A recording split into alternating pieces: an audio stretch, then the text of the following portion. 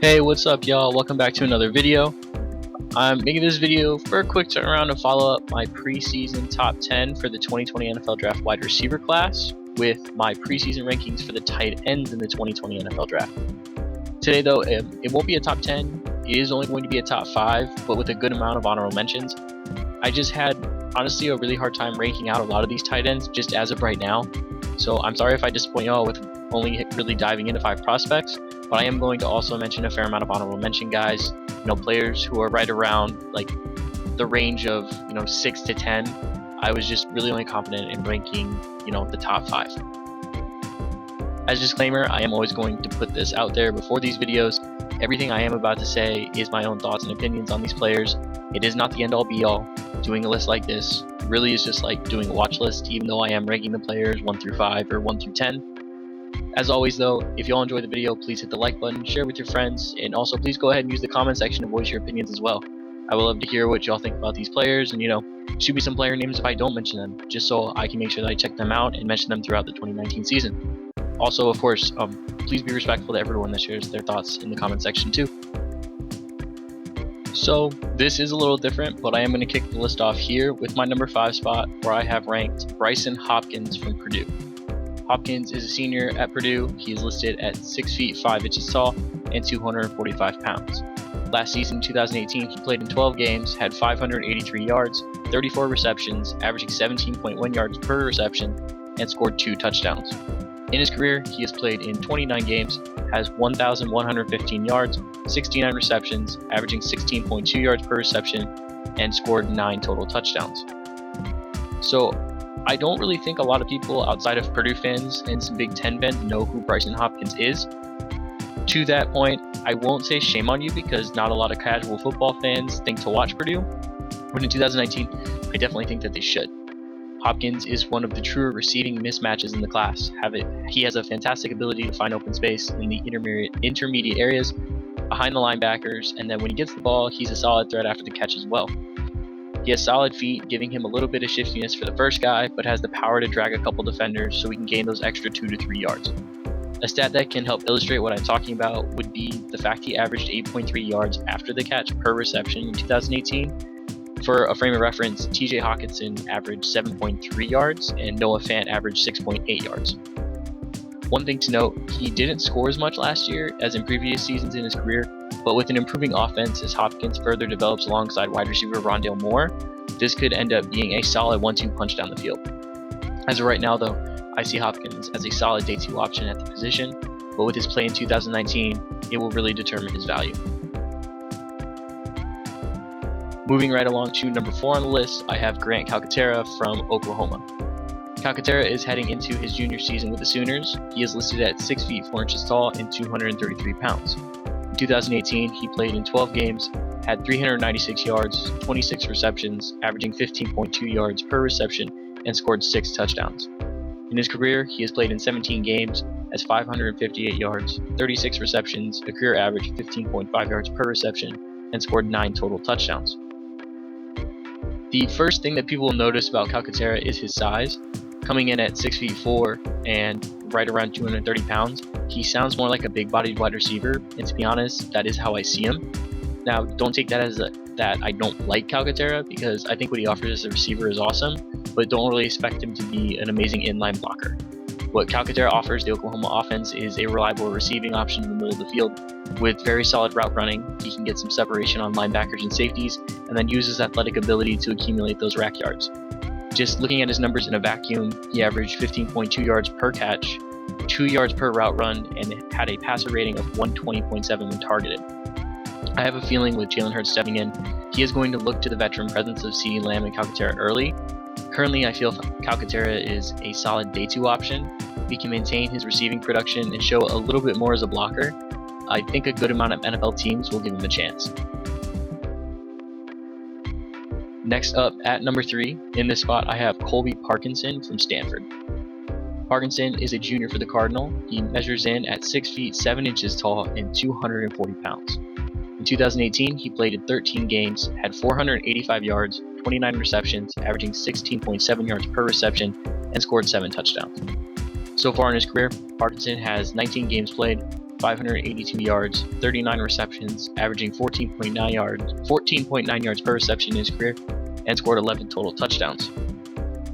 When people imagine a modern day tight end, it's hard to not use Parkinson as a base point. He is tall, a strong receiving option with good athletic ability. With the departure of J.J. Arcega-Whiteside, Parkinson will be taking over as the deep contested pass catcher, which is a role he already excels in. Considering that KJ Costello will be wanting to take steps forward this season as well, Parkinson is primed for a jump up in production. If he can maintain his status as a reliable pass catcher, a true contested catch threat, dominant in the red zone, and further develop himself as an inline blocker, I believe Parkinson could be a day one option for a tight end needy team in the 2020 draft. Jumping up to the number 2 spot now, here in this spot I have Jared Pinkney from Vanderbilt. Pinkney is a senior this year, listed at 6 feet 4 inches and 260 pounds. Last season, he played in 13 games, had 774 yards, 50 receptions, averaging 15.5 yards per reception, and scored 7 touchdowns.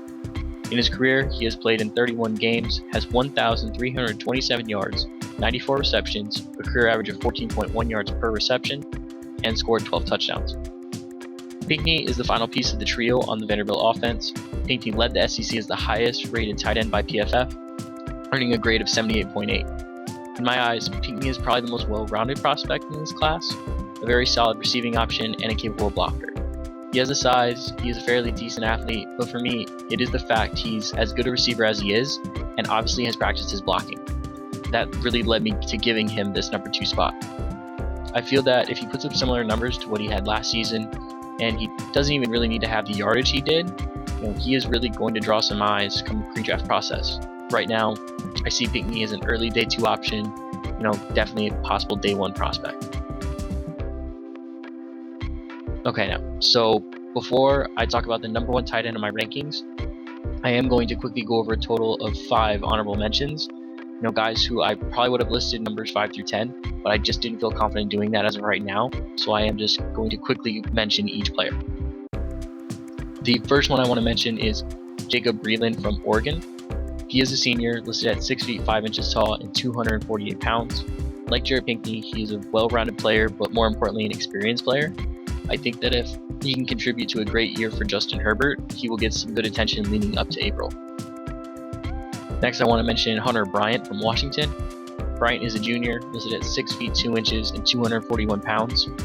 Held back by injury recently, Bryant has a lot to prove in 2018. If he can stay healthy and be a go-to target for Jacob Eason, he could get himself back into the spotlight. For Bryant, I feel if he can return back to his previous level, where he was getting compared to Evan Ingram, he could take this tight end class by storm.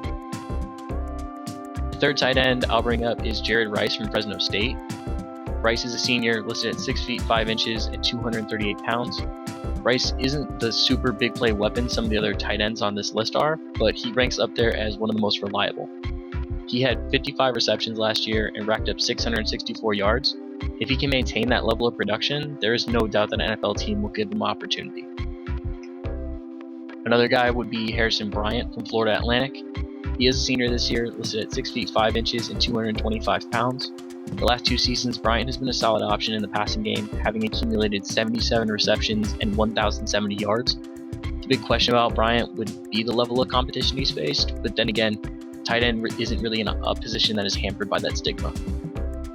The final tight end I want to talk about is Luke Farrell from Ohio State.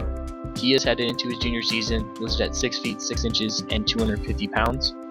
The tight end at Ohio State doesn't usually get a lot of production, and Farrell has been no different, but he is a well-developed blocker, possibly ranking as the best in the class so far. The other thing he has going for him in 2019 is the fact that so many receiving options left after 2018, giving Farrell an opportunity to expand his role in the offense. Finally, here at the number 1 spot now, as the top tight end in my preseason rankings, I have Albert Okuibunam from Missouri. Albert O is headed into his junior season, measuring in at 6 feet 5 inches tall and 255 pounds.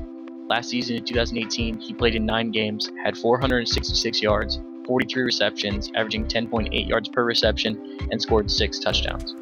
In his career, he has played in 18 games, has 881 yards, 72 total receptions, averaging 12.2 yards per reception in his career, and scored 17 total touchdowns. Unfortunately, having his 2018 season cut short due to injury, we did not get to see Alberto expand on what was looking to be an extremely productive year. Clearly, his limited season was productive though.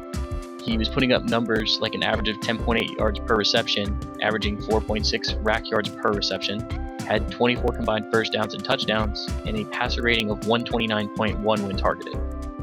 It is possible to do a projection of how his season would have ended up, and if he was healthy all year, he probably would have seriously considered declaring for the 2019 draft, but I believe it was smart for him to come back to school. Even without Drew Lock, Alberto should still be arguably the best tight end in the nation with Kelly Bryant at quarterback. If he can stay healthy, use his frame and athletic ability to continually dominate mismatches, Alberto is going to make a team very happy in the first round in the 2020 NFL Draft. There we go, y'all. Yet another preseason positional ranking video down. Please let me know what y'all think down in the comment section. If you enjoyed the video, please be sure to hit the like button for me. It would be a tremendous help. If you did miss any of my previous positional rankings, please go check out the playlist with everything up to this point. And if you want to see more of my rankings, please subscribe to my channel and hit the notification bell. That way you will always know when I post my future videos.